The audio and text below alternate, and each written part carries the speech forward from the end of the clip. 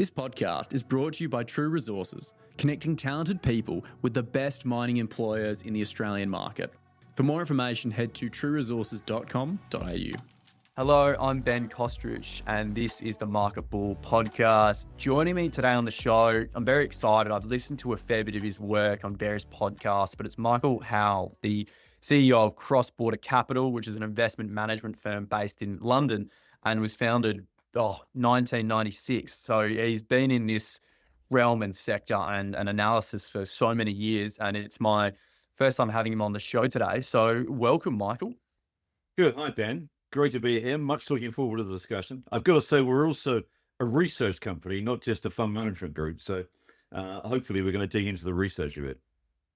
Yeah, well, no, it's probably part of the reason I invited you on is I think your research side of it in particular has got me very interested. And I'm sure a lot of my listeners will be the same. But for those that have potentially never heard of yourself and your background, do you mind just taking a few moments to talk about who you are as a person and your career trajectory, which is quite interesting as well? Okay, then let me try and dig back. Essentially, I started after graduation. I was in academia. I did a master's and PhD in finance, and then I went into corporate planning and worked for a British firm, multinational company, for about 3 years. That was largely based around the construction building industries. Then it was the time of Big Bang, for those that remember, in London in the mid-1980s, when London was the London city financial markets were basically liberalized, opened up, commissions were dropped, and a lot of American money and actually Japanese money came into London to basically restart or consolidate or improve the structure of finance in the city. And I joined Salomon Brothers. Salomon Brothers was then the probably largest and most well-known fixed income shop worldwide. It was the bond markets in many ways. It's an awful lot in foreign currency trading too. And Salomon Brothers was very much research-led, I suppose, the best way of putting it. It was, essentially a trading firm, but it was very much research-led. A lot of the research guys have since developed illustrious careers. They're very well known. All the pioneer work in finance was actually done at Salomon Brothers. People like Marty Leibowitz, Henry Kaufman are sort of names from the past, but they figure, prominently in textbook accounts of what went on through that period. And after Salomon Brothers, I then moved briefly to a British bank doing emerging markets called Barings, which had a celebrated failure around about the mid-1990s. And then I thought, well, this is all too much. I mean, the trouble with finance is that it's not a question of climbing the ladder. It's just a question of waiting until the ceiling comes down to meet you. It was always a very turbulent existence. So I thought, look, I'm going to go out and do this myself. I'm going to set up a company, which was Cross Border Capital. And we basically became an investment advisor around about the late 1990s. And, that's, 25 years plus ago now. So a long time ago. So where have you found that your niche skill set has really developed over this period of time, especially from the research front? And even since when you founded it, there's been incredible sorts of turbulent times across global economies and even so more emerging economies. I mean, how has that really developed over this illustrious, nearly 20 plus years doing this for Cross Border Capital? I think there's a number of things to say. I think one of the most profound changes that you've seen in financial markets over that span of time is that, if you look at every high street and every city worldwide, you'll find a wealth manager of some description. That certainly wasn't the case 35 years ago. That's been a huge expansion. We were probably inundated with pubs or whatever it may be, 35 years ago. Now it's wealth managers. They're everywhere. And that tells you something about how the whole nature of wealth management, people's savings, the internationalization of markets has changed over that time. People are basically managing their own money, managing their own pensions where they have that ability. So I think that's one major change. When I first started in the business, back in the mid-1980s, the world wasn't particularly international. Now it's it is wholly international. We, hence our discussion right now. But effectively, we're in a situation where there is no unrelated event. What happens in America affects us all. What happens in Europe affects America. What happens in Japan, we've got to pay attention to. China is clearly, yet another issue we need to, keep the finger on the pulse of. So all these things are clearly critical developments. So internationalization was another feature that really came through. And then I think you've also got the growth of institutional investors. There was a lot of institutional money, which then started to arise because of these big savings pools that were there. This may be connected with aging populations. As a population ages, it basically tends to deploy its savings in very different fashions. You had this institutionalization of pension markets. That meant the financial markets became more sophisticated in that sense. So you've had different applications. There'd been innovation in the markets through that period. So I think that's that's another feature of what's going on. And then I think that yet another point to bring out is that the way that central banks manage the system, or the way that generally policymakers manage the system, has changed enormously. And the whole nature of the financial system has evolved and changed over that period as well. Because, at the beginning of, let's say, back in the 1980s, when I began my career, capital markets were always thought about as new capital raising mechanisms. I mean, that's the textbook definition. So in other words, you go to a capital market to raise money for a new investment. And, that's what their function is. Interest rates are all important. If interest rates go up, it attenuates the capital spending cycle. The capital spending cycle then changes the tempo of the economy, etc. A very straightforward textbook model that you can find anywhere. Trouble is, that doesn't work. That's no longer the case. We've eclipsed that because of the huge amounts of debt that the world economy has taken on, and that debt explosion has, to a large extent, been because of financial innovation. Basically, investment banks have encouraged a restructuring of corporate balance sheets. But then the other thing is that governments have found it very easy to raise money. And so what they've done is they've funded budget deficits. And let's be clear here, budget deficits worldwide are enormous and getting bigger. And that's been funded largely through government bond issues. The trouble with debt is, which people fail often to acknowledge, is the debt has to be repaid or at least rolled over. Now, spoiler alert, it's never really repaid, it's just rolled. So most of the time you're seeing financial markets act as debt refinancing mechanisms. They're effectively operating in the roll. Now, this is the key point for understanding markets, in the here and now and going forward, is basically that debt refinancing changes the whole complexion of how financial markets work. It often makes them seem topsy-turvy, or put it another way, it changes the polarity of markets in many cases. Now, what I mean by that is just consider what's going on when you've got to refinance $350 trillion of debt, which is sitting on top of us in the world economy. That is about 2.5 times world GDP. So this is, a huge amount of money to refinance.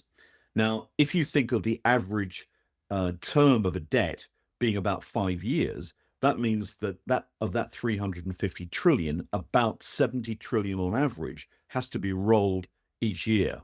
And that roll is clearly a significant burden for financial markets to take. And if you're going to roll that amount of debt, interest rates don't really matter. I mean, just think of the example of a home mortgage. If you want to refinance your home mortgage is coming due, after a 25-year duration, you want to get the roll, because if you don't get the roll, you're going to be homeless. The interest rate is really, it's important, but it's kind of a secondary consideration. You need to stay in your home. Equally with a corporate security. If you don't roll that debt, you're going to default and you're out of business. So, effectively, this is the critical point. And to roll debt, what you need is balance sheet capacity in the financial sector. So you need liquidity. And therefore, this really comes back to a critical element that, we research and we've, hopefully made our name in terms of understanding these flows, is understanding the liquidity in markets. And because markets are now international, we look at global liquidity. So we take a lot of recognition and acknowledgement of what is happening in the cross-border markets. So that's really the story. And that's why it's important to understand these global liquidity flows. There's so many points to dissect there, and it kind of takes my next question, which was about your focus on liquidity. But going back to the debt side of things, I mean, it's completely apparent across the world that yeah, debt continues to grow, and that, as you said, that adage, the fun fact that debt doesn't get paid back, it gets rolled over. And more so recently, a lot of people go back to the pandemic time and some of the borrowings and the support countries took on different perspectives to help naturally businesses and people get through those times. But now we're sort of approaching these, I guess, lagging effects like rolling this debt over. And you look at the US and China as the two main ones. I mean, what sort of potentials are we looking at as these sorts of, this can does get kicked down the road, but these rollover of debt do come knocking. What sort of implications and what sort of timelines are we looking at for those two major players? Well, I think if you come back to the problem is that debt grows exponentially, and it particularly grows exponentially for two reasons. One is that the interest bill compounds. Now, you've probably read, because it's been splashed over the media quite a lot in the last few months, that US debt interest is now running at about $1 trillion a year, which actually exceeds the amount America spends on their defense budget, which, since we know they spend a huge amount of money on defense, it kind of puts that in context of how much money is being paid in interest. But that is compounding higher. This is getting bigger and bigger over time because the debt GDP ratio of America is rising. So the pool of debt is getting larger. The interest bill in absolute terms is growing, and interest rates, generally speaking, are going up. I mean, I know they've just started a little cycle coming down, but just go back, 5-10 years, and we were at virtually zero interest rates. So the interest bill is clearly elevated relative to what we've recently been used to. And then the other factor is that you've actually got on the public debt side, you've got the fact that budget deficits are structurally embedded and large. Now, we're looking again to take the US, and I'm not hitting on the US because in many cases, the US is the cleanest shirt in the laundry here. But the fact is that the US is very transparent with its data. It does long-term projections, and the US economy is clearly important for all of us. What's happening in the US is the structural budget deficit is running at about 7% of GDP, right? Now, historically, we've been used to numbers that are nearer 1, 2, 3%. So this is a step change. I mean, just think in context, put it another way, that US government outlays are now 40% higher, 40% higher than they were before COVID. Okay, and they're not coming down, they're going up. None of the presidential candidates, none of the parties are talking about raising taxes or cutting back on spending. So you're looking at these embedded deficits going forward. And that is just basically adding to the whole debt burden, because they've got no intention of paying this back. They're kicking the can down the road. And all I'm saying is that what is different between now and maybe a decade ago is the scale of these numbers and the sort of nonchalant attitude of politicians by saying, we're simply going to, either ignore the problem, bury it, kick the can down the road, and just keep amassing these huge deficits. Now, that means that debt is growing at an exponential rate. And the US debt GDP ratio, which is currently public debt GDP, which is just over 100%, is likely to double by 2050. Okay, I mean, these are huge increases. Now, if debt is exponential, liquidity is cyclical, and what you find over time, going back, I mean, we've looked back, 50 years here, looking at the numbers. The ratio between debt and liquidity tends to be constant if you want to avoid financial crises. If you want a financial crisis, then let debt shortfall relative to liquidity. In other words, there's insufficient liquidity in the system to roll over the debt. And that then becomes a problem because you get a financial crisis. Equally, you can say on the other side, there's a cost if you have too much liquidity in the system, because then you get asset bubbles. And we know what asset bubbles do, they burst. So you create financial instability when your liquidity growth does not match your debt growth. And with liquidity being cyclical and debt growing exponentially, there's a really high risk of that happening. So in other words, central banks, policymakers have got to steer a very certain course between, whirlpools on one side and rocks on the other.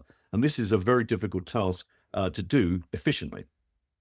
And do you reckon that, I guess we've heard that the Fed in the US in particular was talking about the soft landing, and that was the narrative, and there was a lot of expectation. And now clearly the priorities in the US has very quickly shifted to just an election cycle and the impact of politics. And there's certain conversations that are almost hidden under the rug, so to speak. But do you feel that at least the way that the US is going, what sort of potentials do we have when you're monitoring the liquidity rates and with some of these debts being rolled over? What sort of course do you think is being set? Do you think it is effective, or what sort of points do you have on that? Well, I think the fact is that the focus of the media is to basically look at interest rates, and everything is about the next interest rate change. In America, the FOMC, the RBA in Australia, everything is about what's going to happen to rates. Okay, the fact is that this doesn't really matter that much. I mean, it's I'm not going to well, it's a smokescreen, let's say. What's really important is what's happening beneath the surface in terms of these liquidity flows. And if you change interest rates by 50 basis points, what does it really mean for the flows of liquidity? That's the key question. I mean, evidence what's recently happened in China, where the Chinese announced a series of measures, but one of them was a 20 basis point cut in policy rates. Now, the markets kind of exploded in enthusiasm. There was lots and lots of false commentary or fake commentary about what this is all about. But, seriously, does a 20 basis point change in interest rates, cause the economy like China to change direction like China? Absolutely not. There's a lot more going on you've got to understand. And the fact is that policymakers have steered the public down this route of saying interest rates are all important. This is what's really governing. And if we change interest rates by a few basis points, the whole thing is going to, we're going to change the whole direction of the supertanker. That's clearly wrong. So what you've got to do is to re-educate people and saying, look, what really matters here are these flows of money that are coming into the system. And to a very large extent, they're being directed by these policymakers, but they're not really fessing up to it. Now, what's going on, to take America as another example, what's going on in America is what I call not QE, and not yield curve control, because there are two features of policy that don't really get very much recognition. One is changes in the structure of the Federal Reserve's own balance sheet. In other words, what is it really doing with money? Now, the headline says that the Federal Reserve is actually undertaking what is called a QT, quantitative tightening program, where they're actually withdrawing liquidity from the markets. Well, that's not true. They are shrinking their balance sheet, for sure, okay, but actually within that shrinking of the balance sheet, the liquidity generating parts are actually going up, right? And that's the important thing to watch. So the Federal Reserve for 2 years now has been injecting more liquidity into US financial markets. The other thing they're doing, which is not really getting a huge amount of attention, is they're changing the rules that apply to banks on bank stress tests. So they're making it easier now for the banks to fulfill their stress test targets with their regulators, which means the banks don't need to reserve so much liquidity. They can start to use that more in terms of lending to the private sector. So these things are going on, which are completely divorced from the interest rate story. And then if you start to look at the US Treasury, then you've got, again, without wanting to be caught in the weeds here, you've got other things going on. And that basically is what I've called not yield curve control. Now, yield curve control was something that commentators in Australia know a lot about, because the RBA and the Treasury basically did yield curve control there. One can debate how successful it was. I think it was pretty successful, actually, if you look at it, but that may be another chapter. But then if you look at what's going on in the US is doing a slightly different course of yield curve control. So what they're doing is that they're focusing the issuance of the US Treasury, in other words, its bond issuance, on the very short end of the market. So traditionally, the US government has issued a lot of longer dated debt instruments. So in other words, 10 years, 20 years, 30 years. In other words, trying to target the long-term savings institutions like pension funds and life insurance funds to actually use their savings to finance the government. Now, we could debate about the merits of whether that's a good or bad investment for them. That's another question. The fact is that if they're doing it that way, they are not monetizing the debt, right? They're not printing money to pay off debt. They're just reshuffling existing savings.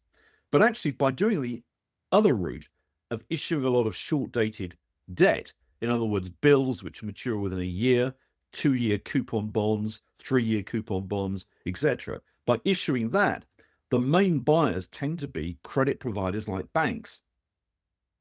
And what happens if the banks buy the debt is that their balance sheets expand. And if the banks' balance sheets expand, that's monetization. So if you look at the US through this year, something like 75% of the expansion in traditional monetary aggregates like M2, and I'm saying M2 is not necessarily a great focus, but let's use that as a benchmark, 75% has been monetization of the government deficit. So the increase in money supply in America is largely because of what the public sector is doing. Now, you may have heard in the dim and distant past names like Milton Friedman, who were sort of celebrated monetarists, who were very prominent in the 1970s. When I was growing up, and what you look to these guys as sort of, icons of responsibility. And they were saying, look, don't monetize, too much money printing is inflationary, blah, blah. Well, Milton Friedman's long departed this earth, but he'd be turning in his grave because what's going on now is that these guys are going back and they're basically monetizing deficits. They're printing money. They're creating monetary inflation. This is what's going on. Evidence, the gold price. Why is the gold price at an all-time high? Hey, this is not a fake. This is real. This is what's happening because investors are starting to realize that the world is getting more and more inflationary. This is the way out. The politicians are kicking the can down the road. The gold market has realized this, okay? The gold market is an old market. It's lasted for millennia. And they recognize the fact, it recognizes the fact that this is monetization going on. It's debasing paper money. Gold is a key asset. Look at cryptocurrencies to the extent that you can make sense of cryptocurrencies. Why is Bitcoin elevated? Exactly the same reason. This is the fact. So people have got to recognize this. And therefore, in a world where you've got more and more monetary inflation going on, which is a fact of life, given these deficits and this debt burden, what you're actually facing is a situation whereby investors need to change their portfolio structure. They need to move away from what a lot of advisors say, which is a 60-40 equity bond split for their pension funds or whatever, and start to think more constructively about having dedicated monetary hedges to replace the 40% in government debt. You need to think about having more gold. Think about having maybe some cryptocurrencies. If you can buy treasury index-linked securities, which protect you against inflation, have maybe more cash. All these things are critical decisions to make. Interesting points. I remember we talked about the gold sort of racing away and its comparisons and its parallels with Bitcoin, but also as a gear against inflation. And I mean, simultaneously, you're looking at over 90 economies for liquidity and where the money flows are going. I mean, casting that net that wide must be, again, substantial amounts of data. And as you said, gold in particular is raced away as well as Bitcoin. I mean, the underlying liquidity and where the monies are coming and going from a, cyclical point of view, I'd like to say that, these things, there tends to be patterns throughout time, but there's this clear explosion of debt, which does sort of change the equations a little bit. But I mean, where have you been seeing that real liquidity going towards, especially if I call to Australia, some of the housing prices are just going absolutely ballistic here as more and more people try and occupy and buy real estate and land, and there's other dynamics happening there. But where do you see liquidity and cash and all of that really being deploying, and where has the sort of flows been directed to? Well, I think the first point to say is that liquidity, as we keep saying, is cyclical. And one of the important questions to therefore ask is, where was the cycle bottom? And the cycle bottom was around, well, in fact, it was precisely in October of 2022. Now, what woke policymakers up to an inflection was the British gilt debacle, when a new Prime Minister called Liz Truss came in with a very errant budget statement, and the market spooked. The British sovereign debt market, the gilt market, sold off aggressively, and the Bank of England sort of turned on a sixpence from doing a QT, quantitative tightening program, to a quantitative easing program. And actually the US Federal Reserve as well began to change direction in terms of its liquidity injections around that time. So what you've got is a very clear inflection. The Federal Reserve came in a few months later following the Silicon Valley Bank failure and injected still more money into the system. But you see this turning point, which basically began around October of 2022. Now, the important thing, therefore, to say is then where does it stop? And our estimate is that these liquidity cycles last about 5 to 6 years. So you've got to think about the end of the upswing being around about late 2025, late next year. From now until then, things may be tough, but at least markets are probably going to go up. Okay, that's the point. We've also had, at least 2 years of a bull market. Hello. Many people haven't recognized that. And as normal, bull markets climb a wall of worry. A lot of economists have been telling us that there's going to be world recession. Well, that's just a fake call. I mean, that clearly hasn't happened. Economies are slow, but so what? I mean, we've got an environment now where I keep saying to our clients, look, what's not to like? You've got a situation where central banks want to ease. They're sort of falling over each other to ease who's going to be the first or the most to ease. You've got economies that are slow, but not recessionary. And that's important because a very strong economy will basically absorb liquidity from financial markets. So if the economy is slow, then it doesn't need so much cash, and there's more to invest.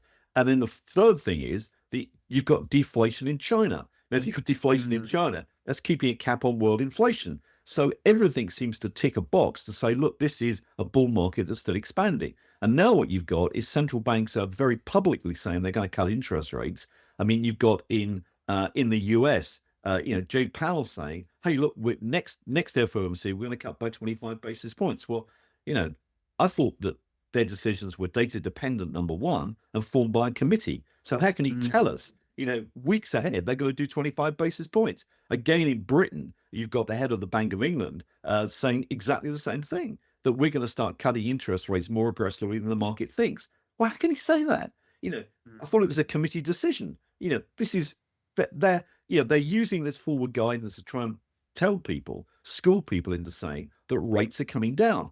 Okay, so now people are recognizing that the super tanker has changed direction and they're getting on board. But that super tanker actually began to shift direction, 2 years back. Okay, that's the reality in 2022. We are now exactly 2 years on from that.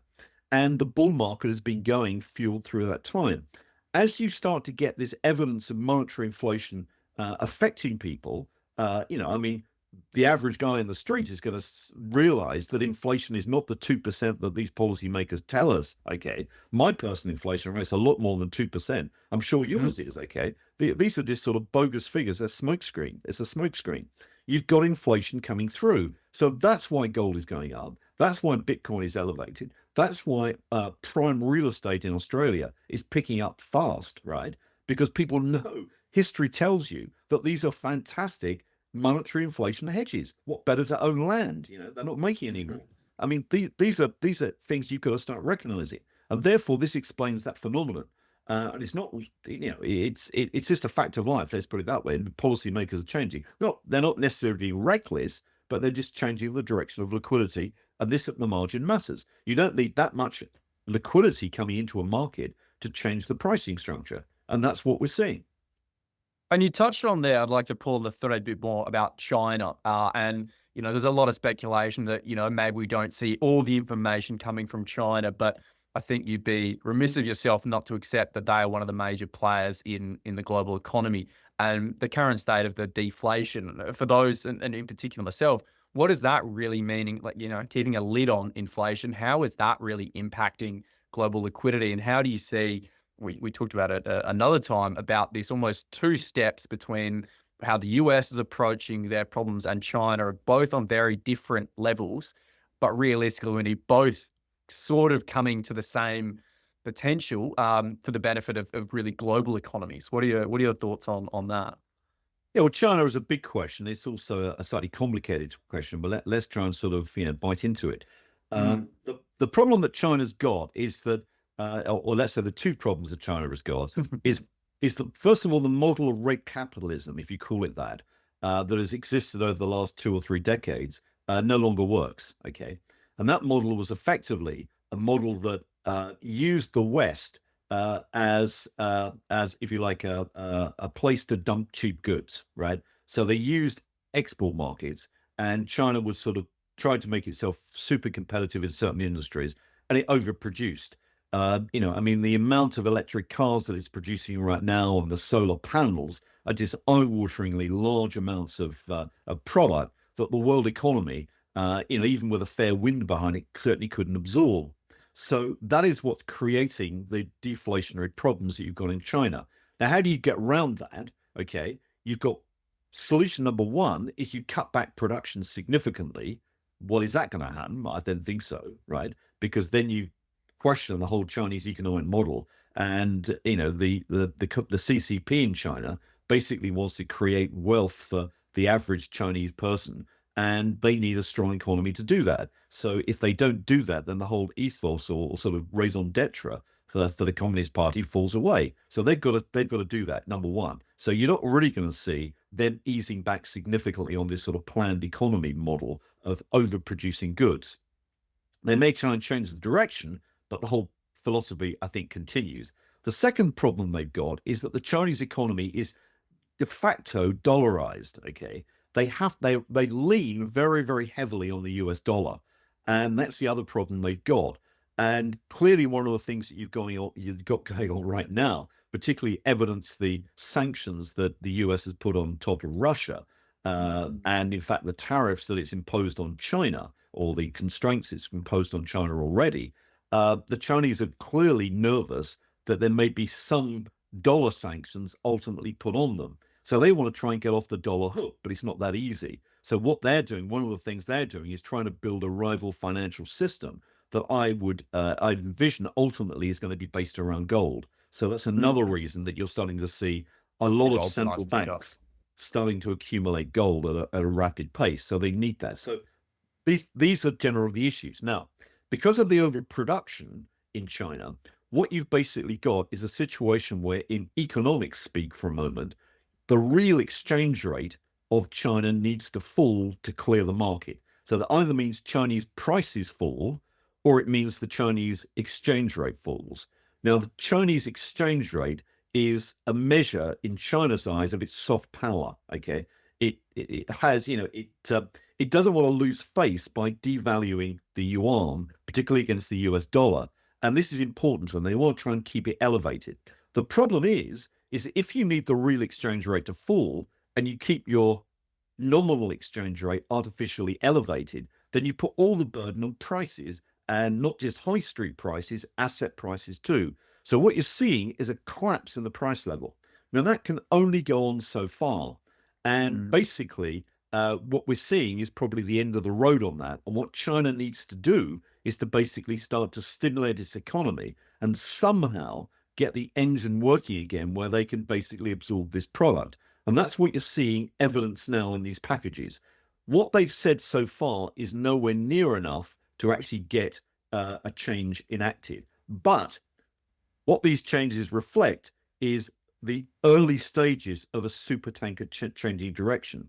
So there'll be a lot more announcements. There'll be more evidence of the People's Bank injecting more money into markets. There'll be evidence of the state-owned banks starting to increase their lending, but these will only evolve over coming months. So forget the 20 basis point interest rate cut. That's nothing. That's not having any effect. It's really a signaling device that we need to start thinking about, and that's really what's happening. Now, to put this in context, does it mean that the yuan will devalue? Ultimately, yes, but there's been a window created, I suspect, by what the Americans have been doing. And I rather think there's been a deal which has been arranged here, whereby the US have allowed the dollar to temporarily weaken to take some of the pressure off China. And that's made the quid pro quo for that, maybe, some sua tabula deal that we just don't know about. Now, that could involve Russia and Ukraine. It could possibly involve the Middle East. It may possibly involve US Treasury buying. We just don't know. But maybe that's what's happening, because the dollar is starting to soften after a long period of strength, and the US is encouraging that by easing monetary policy. And an easing by the Federal Reserve after 5 years of tightening will have a big effect on the dollar. As the dollar goes down, it will give the opportunities for other countries in Asia, particularly China and also Japan, to ease their monetary policies. And lo and behold, look what's happening. They're doing exactly that. Will the Japanese tighten policy? Forget that. I mean, all this talk about Japan tightening policy is pie in the sky. They've got no ability with the debt burden they've got to tighten seriously. And now the new incoming prime minister has pretty much nailed that one by saying they don't want to tighten. So, what we've got is a general easing of monetary policy worldwide, which is fueling more monetary inflation. Now, next question is, which channels does this go down? If the Federal Reserve eases, or generally Western central banks ease, what you tend to find is financial markets get the main impact of that. So you'll see that in asset markets as rates come down. I mean, we live in a dollarized world, so the Federal Reserve has a big impact on financial markets. We know that. But when the People's Bank of China eases, and the People's Bank of China is the other big player in the world, it tends to affect the world real economy via the Chinese economy, because the Chinese economy has a very big industrial footprint out there. It will affect the world economy and hence commodity markets. So little wonder now that you're starting to see, a bid for key commodity prices outside of gold. I mean, the Federal Reserve may affect the gold price, but, copper, oil, ultimately, iron ore, all these things are basically the result of what the People's Bank of China ultimately does. Fascinating. The dynamics at play, it just mind boggles me as to the implications and this potential, again, degree of change for these tankers. And, leading up towards, as you coined it, 2025 as this sort of pivotal moment, at least towards the end of 2025. I mean, where do you see sort of, or urge investors to really start considering and monitoring this? And probably ties into the services that you offer. But I mean, being across all this and to this extent and this depth is not something that anyone's just going to get by, again, chucking on Twitter and looking at a tweet, for example. This is some very, very detailed, in-depth knowledge and research. But in going back to my question, where do you sort of suggest people to be monitoring and looking towards, from an investment philosophy, towards this end of 2025? Well, I think there's a number of things to look at, but I mean, there are different levels of complexity. I mean, we write a Substack piece called Capital Wars, which is actually named after a book I wrote a few years ago about this whole, global liquidity world and how it matters and what's going on. And that, gives I mean, it's a detailed narrative with data, but it tries to explain what's going on for sort of average people, if you like. If you sort of then say, well, okay, outside of that, what can people do to monitor the world? If you've got some level of knowledge of financial markets, I'd be looking at what the Federal Reserve is actually doing with its monetary operations outside of interest rates. I mean, interest rates are important. I'm not going to deny that, but they're not the whole story. Look at the balance sheet of the Federal Reserve. Look at what the People's Bank of China is doing. Those are clearly key metrics. Look at I mean, another thing, which is again probably going to get stuck in the weeds a bit here, but another thing is important is the level of volatility, particularly in the bond markets. So if the bond markets are stable and not particularly volatile, then you get credit providers with an ability to leverage up liquidity in the system. So that may be slightly wonkish, but I mean, those are things that are important. And then sort of, headline indicators that people can watch. What I would say is, look at the gold price. If the gold price is going up, that's normally very bullish for liquidity. And that's telling you that you should be thinking more generally about this diversification of portfolios outside of government bonds and into what I've called dedicated monetary inflation hedges. Things like gold itself, things like prime real estate, things like high quality corporate equities, things like index-linked government securities, maybe even cryptocurrencies. So these are the sort of things you want to start thinking about in a monetary inflation. So the gold price is one. Price of Bitcoin is itself a pretty good barometer of the amount of liquidity in the world. Now that can be volatile, we know that, but it so happens, and it's absolutely the case because we've proved it statistically, Bitcoin tends to move about 3 months after a big surge in liquidity. So if you see that happening, the price of Bitcoin tends to move. Now, there are other things going on with Bitcoin. clearly. Okay, it's an emotional security, but generally the trend tends to move in that way. So, I'd be looking at those factors. Generally, the level of the dollar, I mean, you can pick the dollar up from the gold price itself, but generally the level of the dollar is important. And a softer dollar, not a collapsing dollar, but a softer dollar is also pretty bullish because it enables the rest of the world to reliquefy as well. And if you want to get, again, slightly more sophisticated, take a look at the slope of the yield curve, which is the difference between a long-dated bond, say a 10-year bond, and a very short-dated bond like a 1 or a 2-year bond. That yield spread is normally positive in an upswing, and it's negative. In other words, the short rate is above the long rate in a downswing of the liquidity cycle. So that's another benchmark for people to take. But, but I'm not going to say the world is straightforward. It's not. But, because things are not easy, doesn't mean to say you don't do them. And that's why we spend an awful lot of time poring over what central banks and policymakers are doing and looking at a whole range of countries.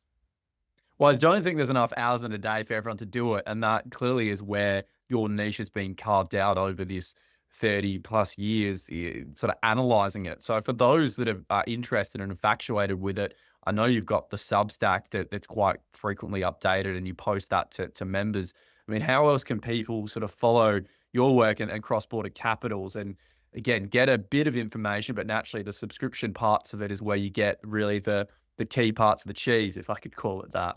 Yeah, I mean, the institutional service is available from our website, which is crossbordercapital.com. And we provide data. We provide a lot of data to US quant firms, for example, in terms of what they do. We have databases that we curate specifically for quant investors. We provide, narrative around that for conventional investors. And we dig deeply into what's happening in liquidity markets. We've just done a piece on Bitcoin, for example. We've also done a piece on, why I mentioned this earlier, why bond volatility matters for the whole liquidity cycle. But that's, again, slightly wonkish. So again, the average probably really won't be interested in that. But for institutional investors, maybe that's interesting. So that sort of evidence is that. And then we've got Twitter, where we do the occasional tweets on handle, which is @crossbordercap. So there's a lot of different ways of sort of capturing us, and I occasionally do these YouTube videos. So there's probably enough handles or channels that people can hear what we say. Yeah, I think now the prevalence of educational podcasts, like say financial podcasts like myself, where I get the pleasure of sitting down with you and picking your brain and understanding and just getting a glimpse of what's happening in your world. But yeah, there's all those channels, and I know that you'll be speaking on numerous other podcasts in the future and hopefully come back. And it's been an absolute pleasure. So thank you so much, Michael, for taking the time to speak with me today on the show. Great, Ben. Thanks. Enjoyed it enormously. Thanks so much for your time. Thanks for listening to the Market Bull podcast. Please remember that the topics and stocks discussed in this podcast are not financial advice. If you enjoyed this episode, please make sure to like, share, and follow. You can follow the Market Bull on all our socials and keep up to date with global market insights.